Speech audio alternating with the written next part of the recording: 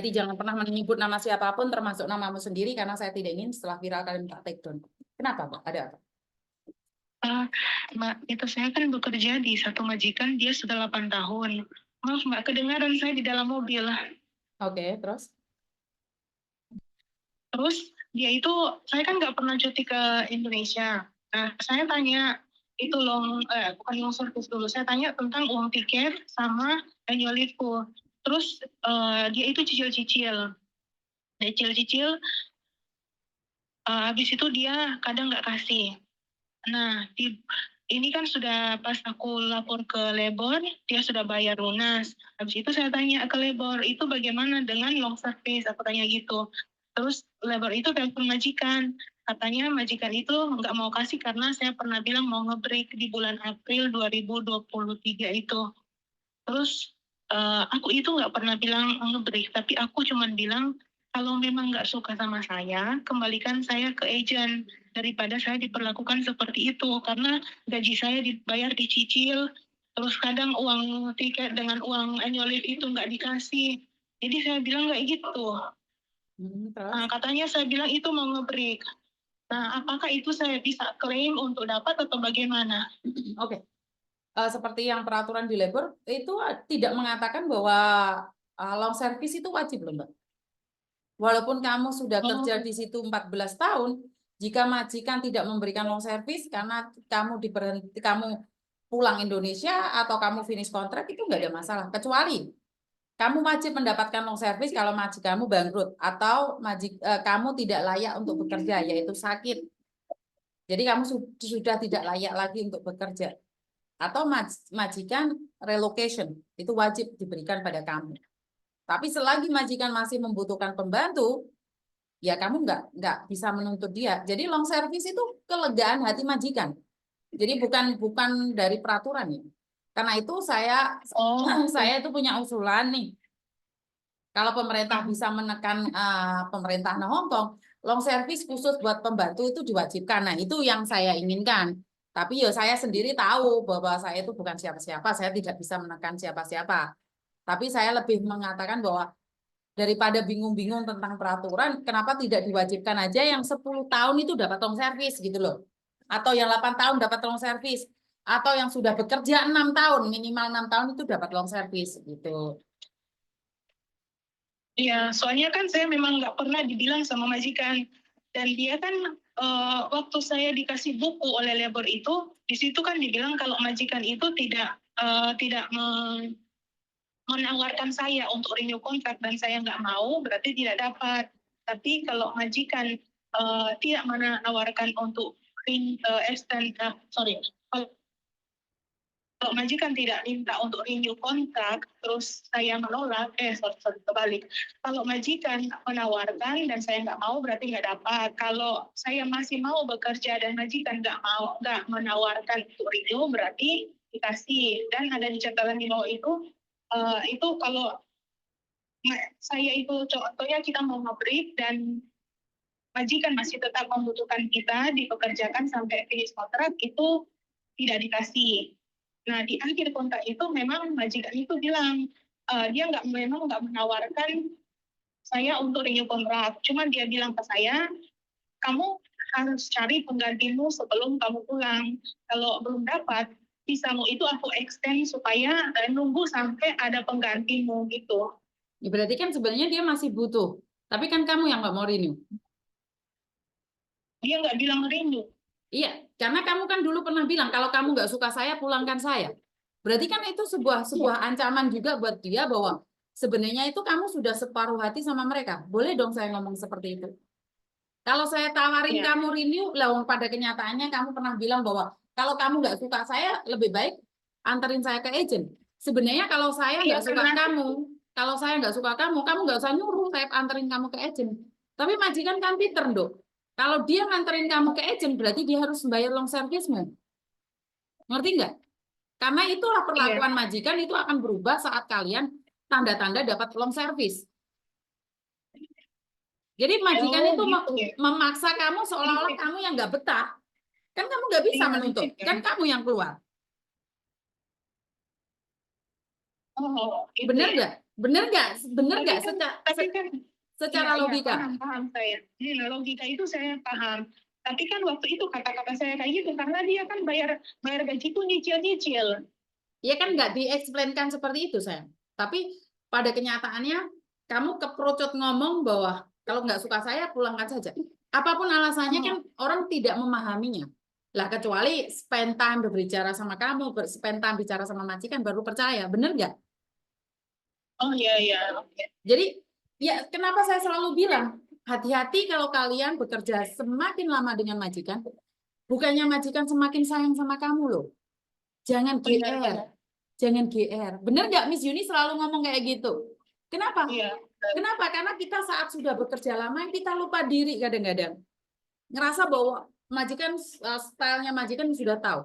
Padahal kalian harus tahu dan juga ingat bahwa majikan cari kesalahan kalian biar tidak memberikan long service kan boleh juga. Boleh Iya. dong. Paham. Iya benar. Jadi ya mungkin long service Wah, bukan rezeki kamu pasti. ya. Iya enggak apa-apa. Tapi aku cuman apa ya, merasa kasihan juga. Kita kayak seolah-olah hanya dipermainkan tenaganya kita. Kita melayani 8 tahun dengan setulus hati, tapi ternyata hanya dipermainkan seperti ini kan kasihan juga. Iya, tapi kan kita dapat gaji selama ini, bukan kita nggak dapat gaji. Benar nggak? Iya benar. Jadi Benar. kalau kamu bilang dipermainkan oleh majikan Hongkong, ya saya kurang setuju. Karena kamu masih mendapatkan gaji dan kamu mendapatkan Iya, hak-hakmu. Jadi nggak boleh dong kita ngomong bahwa kita dipermainkan. Benar nggak?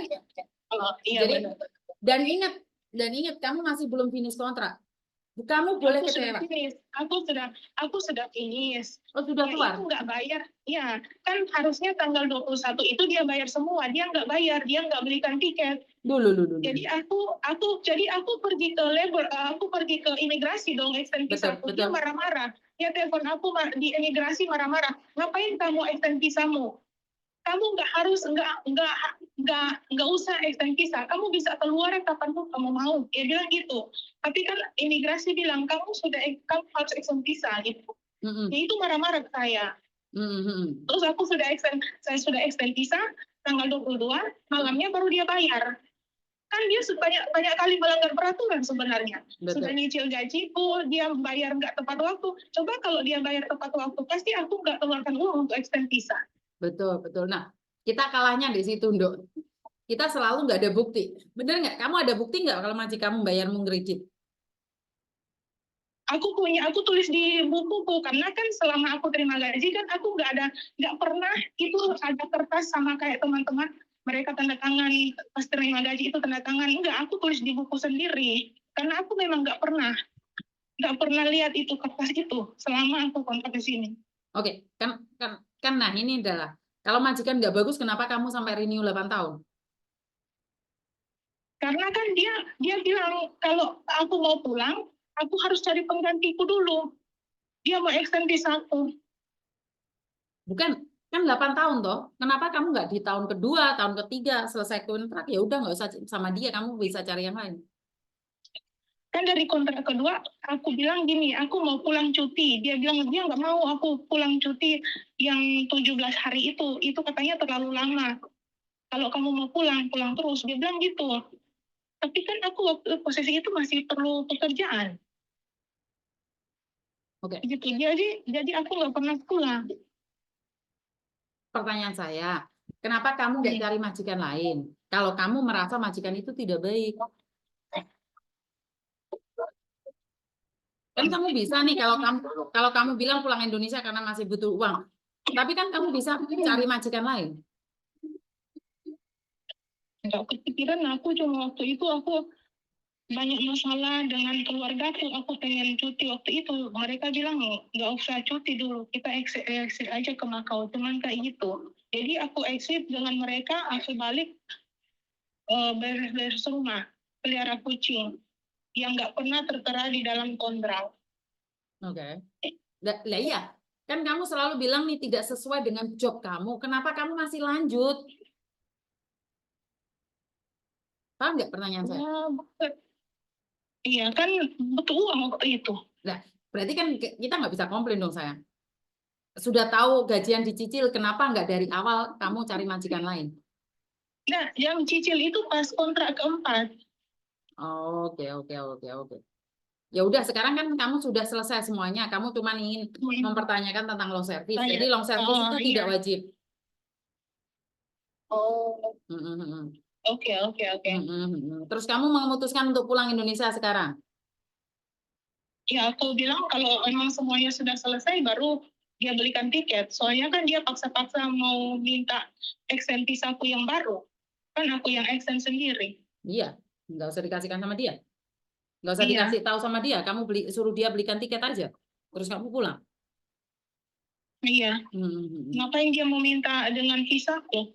Iya, jadi nggak usah Ya, di. Mm, mm. cuma itu sih saya mau tanya. Oke, Saya sudah paham. Ya, sudah ya, paham ya terima Teng ya. kasih. Nah, Iya, iya, hati-hati iya, tinggal iya. di luar ya, khususnya uangnya jangan sampai Ya, hilang. Terus jangan terpengaruh ya, karena kamu tinggal di kos-kosan dengan teman-temanmu, lebih berhati-hati lagi ya teman. Ya, ya, ya, oke. ya, Terima ya, kasih ya. saya. Terima kasih. Oke, ya bagi kita nggak penting, tapi bagi dia sangat penting sekali. Kenapa?